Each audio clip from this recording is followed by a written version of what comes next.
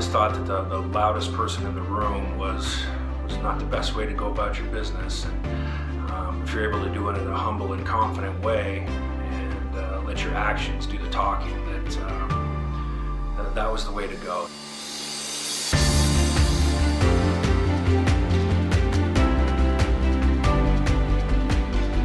You know, one thing successful athletes are good at during their transition to the business world is really understanding the benefits of being in a team and knowing your role. You know, a team atmosphere is something that athletes have all been a part of their whole career and realize that playing your role is a key component for the success of the team. And, you know, that's one of the things that drew me to the recruiting world, and Tri-Search especially. Good evening, everyone. My name is John Graham, and I'm coming to you from Denver, Colorado. First off, I'd like to thank the NHL Alumni Association for giving me this opportunity to share my story and tell you guys a little bit about my transition from my playing days into the business world. And apologize I couldn't be there live tonight. But I wanted to get this on video to really share my story and shed some light on what I went through as a former player. So I thought the best way to approach this was just to really tell the story of the transition that I personally went through. You know, I think we all come to that point in our lives and our career where it's over, whether you have a short career, a long career, whatever it may be. It's inevitable that it's going to come to an end. And, you know, when that time comes, it's a difficult thing for everybody. A sport you've played, you know, your entire life, all of a sudden is not there. The camaraderie, the teamwork, the friendships, you know, everything that you know is so special about being a part of the NHL is not there anymore. And, you know, sometimes the retirements are forced. Sometimes, you know, you're just too old, can't keep up with the young guys anymore. Whatever the situation may be, it does come to an end. And I think the important thing that I went through or realized was that once it was over, that it was okay. You know, no matter how long you played, what the situation was, you know, just to even be in the league was a tremendous honor. So you got to take pride in that, and really just look at your career as a success, no matter what it was. There's very few people that even get the opportunity to play one game, let alone however many each individual was able to play. When I retired, I really tried to look at every situation as a positive. You know, I was able to play a good amount of time, you know, be on successful teams. Once the retirement kind of came into, you know, full view, you know, I just said to myself, you know what, I'm going to take a few months, a year, 2 years, whatever it may be. I'm going to take that time off and really kind of just focus on, you know, what the next step will be.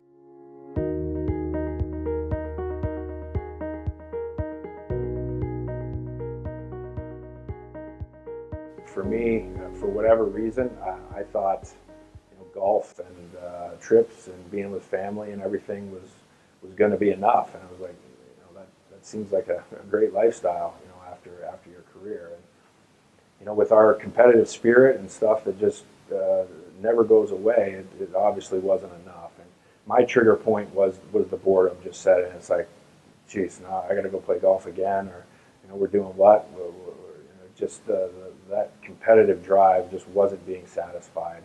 And that trigger point for me was, okay, you know, now what?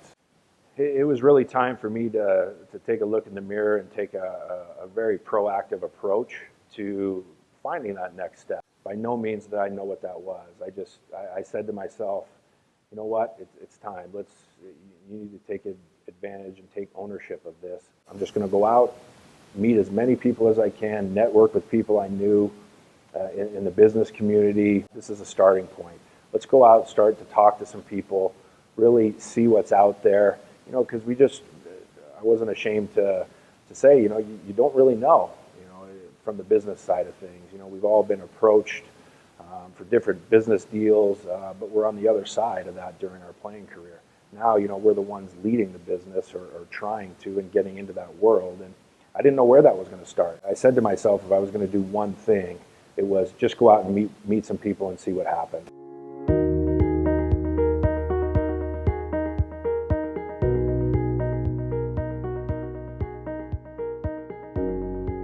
One of the big thoughts that I had always in the back of my mind was I really wanted people to look at me as a businessman first, and an athlete second. Obviously, I'd retired. Some of the very fortunate to be able to have done and played in the league. But I really thought to myself that in order to be successful in the second phase of my life, it was going to be important to be taken seriously. And with that, with putting the hard work in, the research, the studying, the learning, taking a look at contracts, starting to manage people, things like that. It was very important to me to be seen as a businessman first and a former athlete, NHL alumni second.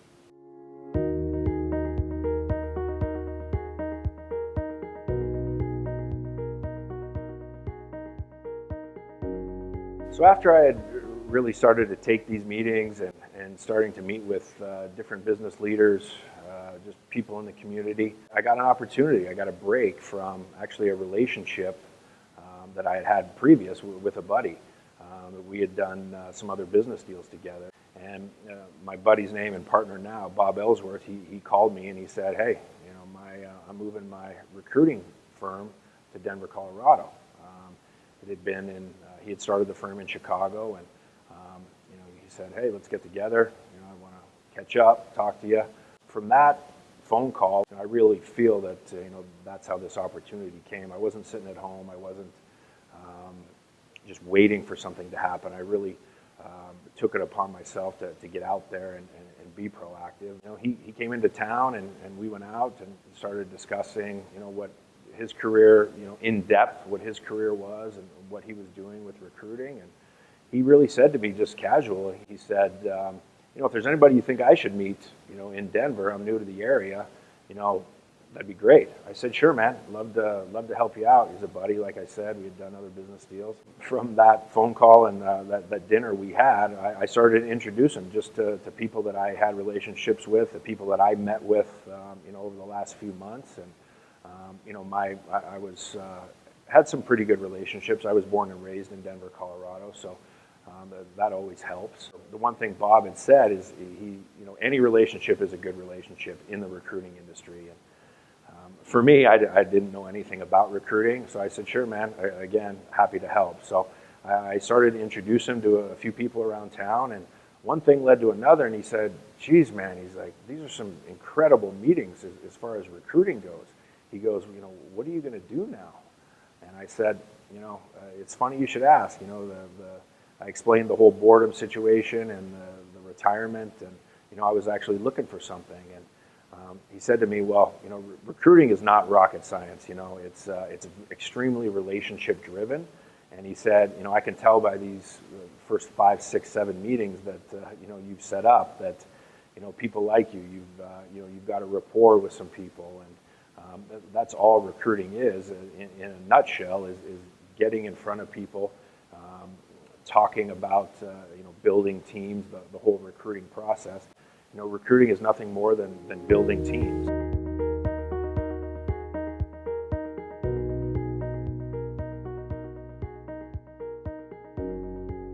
So I think now would be a good time to just jump into the specifics of my firm, TriSearch. We're an international full-service talent acquisition company focused on corporate recruiting. And we're up to 45 employees and growing. We have 7 offices across the globe, 2 in California, LA and San Diego. Our headquarters is in Denver, Colorado. We have an office in Chicago, 1 in Minneapolis, 1 in New York, and then our last one we just opened recently, about 6 months ago, is over in London. But quickly, 2 of the main offerings that we have within TriSearch is, the first one is just traditional retained single search. Somebody comes to us and says, I need to find a CEO, a director of finance, a director of HR, whatever it may be. We do that. It's a traditional model that's been around for a long time. The other model that we created actually is called CPR. It's customized project recruiting.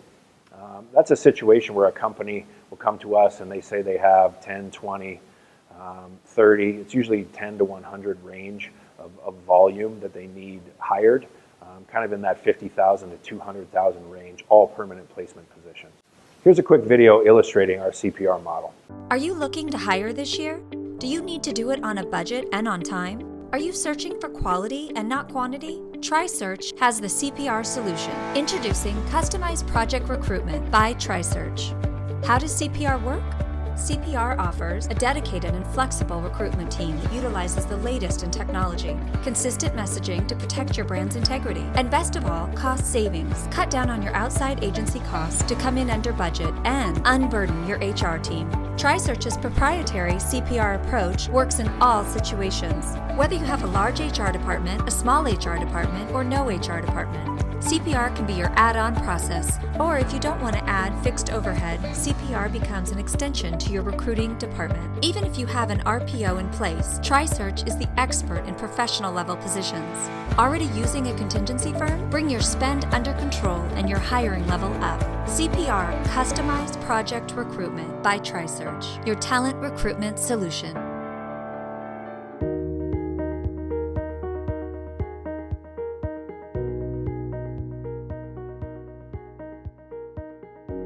The real opportunity here that I've seen and what has made a pretty smooth transition for myself is, within the alumni, we all have these relationships, and I think that's one of the things that clicked for me was utilizing the established networks that we already have.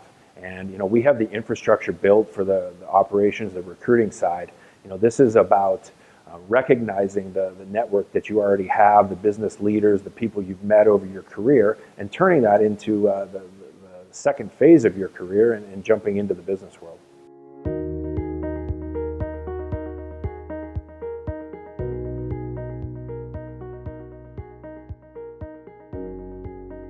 I think the teamwork and camaraderie that we've all been a part of for so long, and having that this team atmosphere, I think that needs to be an important decision in any career choice for life after hockey. Fortunately for me, I've been able to find that in the recruiting industry, just with the correlations of building teams and being part of teams, and the leadership that it takes to build a business and finding the right person.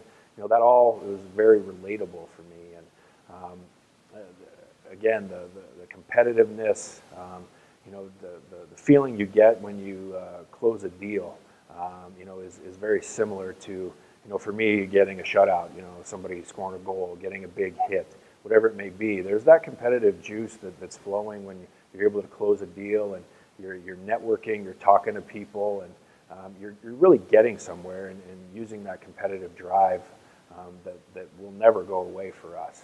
That's one of the real positives for me, for TriSearch and the recruiting industry in general is, being part of that team. And you can really see that our skill set and things we've learned over the years is very relatable to this industry. And the competitive drive we all have, it's never going to go away. This has been a tremendous outlet for me to channel that drive and learn a new industry.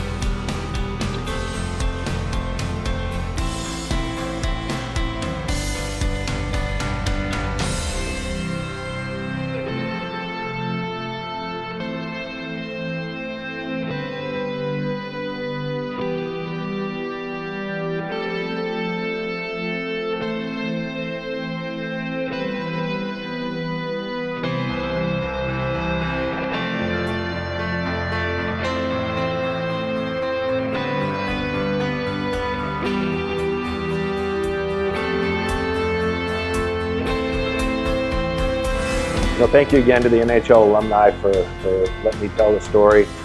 Thank you guys for listening. Hope I was able to shed some light on my transition, and hopefully something clicks for you guys that can help with your transition. I think this recruiting industry has been tremendous for me. It really checks off all the buckets of being part of a team and competitive and camaraderie.